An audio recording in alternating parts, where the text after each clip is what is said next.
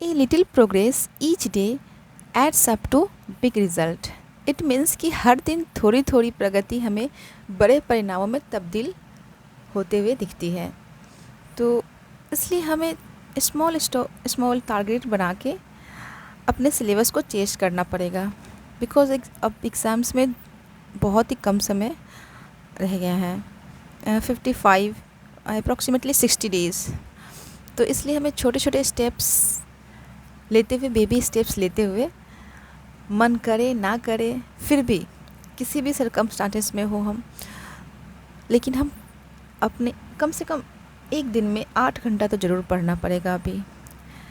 तो इसलिए ये कोट है कि हर दिन थोड़ी थोड़ी प्रगति हमें बड़े परिणामों की ओर ले जाती है।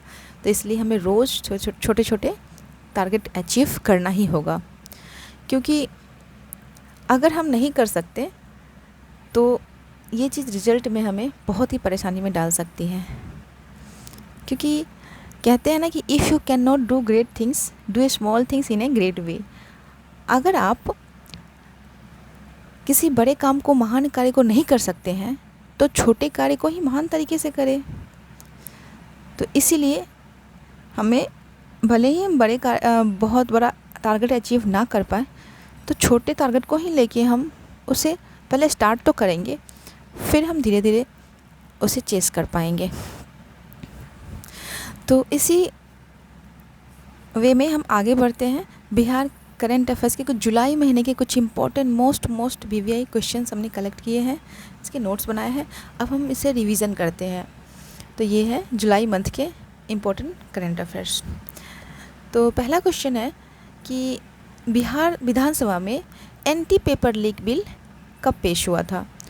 तो ये बिहार विधानसभा में एंटी पेपर लीक बिल, जो पेपर जो बार बार लीकेज की आता है, हमेशा पेपर लीक ही की खबर आती है, तो इसलिए बिहार गवर्नमेंट ने ये इनिशिएटिव लेते हुए anti paper leak bill pass किया है, जो कि 24 जुलाई 2024 को ये बिल पास हुआ है। इसमें क्या प्रावधान किए गए हैं? इसमें ये प्रावधान किए गए हैं कि इसमें 10 साल की सज़ा हो सकती है, 1 करोड़ रुपये जुर्माने लग सकते हैं, और साथ में जो विक्टिम है उसकी संपत्ति जब्त होने का प्रावधान भी किया गया है।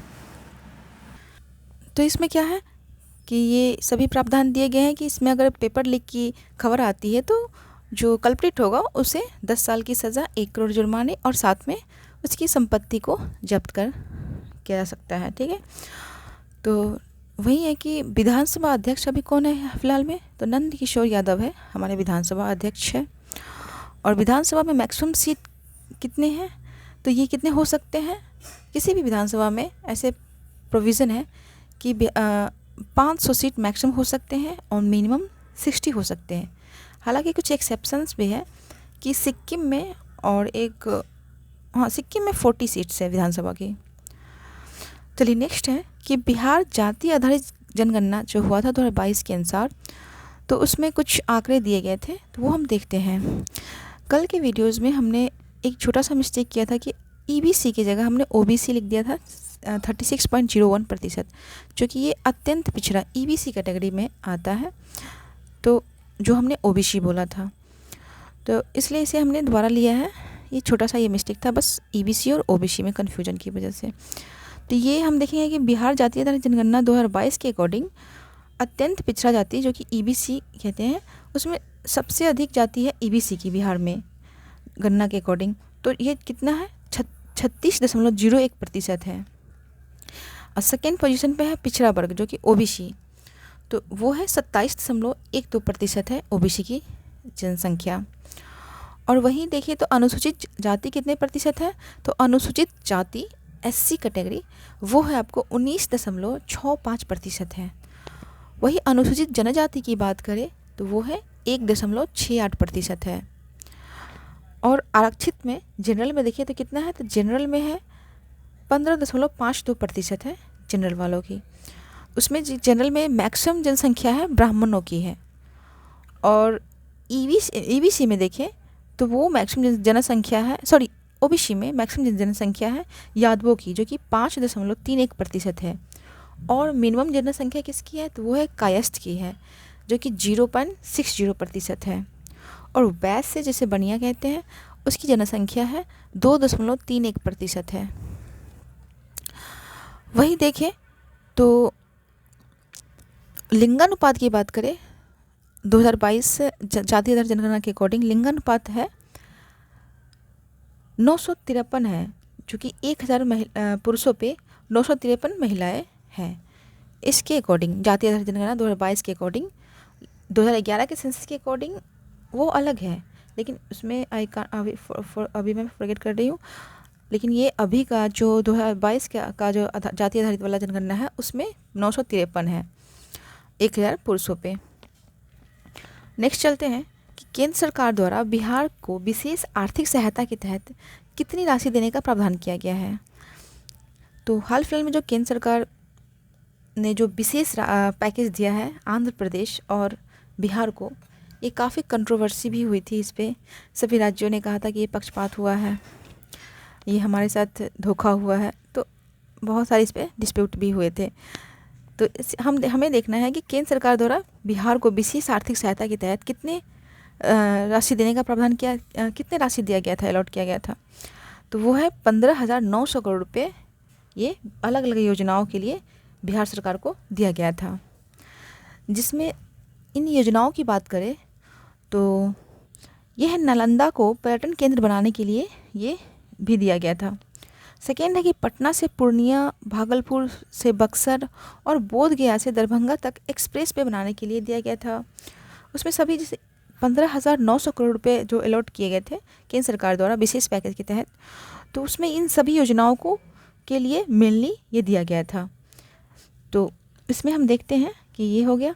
अब विष्णुपद मंदिर और महाबोधि मंदिर, ये कॉरिडोर के रूप में, जो कि वाराणसी में जो कॉरिडोर बना हुआ है, तो रामायण सर्किट वगैरह उसी तर्ज पे ये विष्णुपद मंदिर और महाबोधि मंदिर कॉरिडोर का निर्माण किया जाएगा। और नेक्स्ट है कि बाढ़ समस्या के लिए 11,400 करोड़ अलॉटमेंट है। वहीं राजगीर में जैन तीर्थ स्थलों के विकास के लिए भी ये चीज़ है। और बक्सर गंगा नदी पर 2 लेन का एक पुल बनाने के लिए ये सब, इस टोटल इनिशिएटिव के लिए, टोटल जो प्रोजेक्ट है इसके लिए सेंट्रल गवर्नमेंट ने 15,900 करोड़ रुपये का ये दिया है बिहार गवर्नमेंट को। नेक्स्ट है कि बिहार के साथ साथ किन 2 राज्यों में 7 चरणों के चुनाव आयोजित किए गए थे। तो बिहार में जो कम्प्लीटली 7 चरण के चुनाव हुए थे, उसके अलावा भी यूपी और वेस्ट बंगाल में भी 7 चरणों में चुनाव कंडक्ट कराए गए थे। बाकी स्टेट में नहीं कराए गए थे, लेकिन बिहार, यूपी और वेस्ट बंगाल, इन तीनों राज्यों में 7 चरणों में टोटली चुनाव कंडक्ट कराए गए थे। नेक्स्ट है कि बिहार में कुल कितने जो विधानसभा की सीटें हैं, सॉरी बिहार में नहीं, भारत में कुल जो विधानसभा की सीटें हैं, लोकसभा की सीटें हैं, उसमें बिहार में कितने हैं, तो पूरे भारत में लोकसभा की 543 सीटें हैं, जिसमें कि बिहार में 40 लोकसभा की सीटें हैं और 16 राज्यसभा की सीटें हैं। और वहीं देखिए तो बिहार का जो लोकसभा की चुनाव हुआ था, तो वो घोषणा हुई थी, ये 19 अप्रैल को घोषणा हो गई थी, और ये चुनाव पूरी तरह से संपन्न हुआ था। 7वें चरण का चुनाव 1 जून 2024 को पूरी तरह से कंडक्ट करा लिया गया था। ये पूरे 7 चरणों में किया गया था। लोकसभा की बात करें तो ये 18वीं लोकसभा का चुनाव हुआ था, और इसका परिणाम आया था 4 जून को इसका परिणाम आया था। तो भाजपा ने जो 543 सीट में से 240 सीट ही ये जीत पाई थी। इस तरह से हमने ब्रीफली देखा लोकसभा चुनाव का बिहार में क्या कंडीशन रहा, उसे हमने देखा। नेक्स्ट है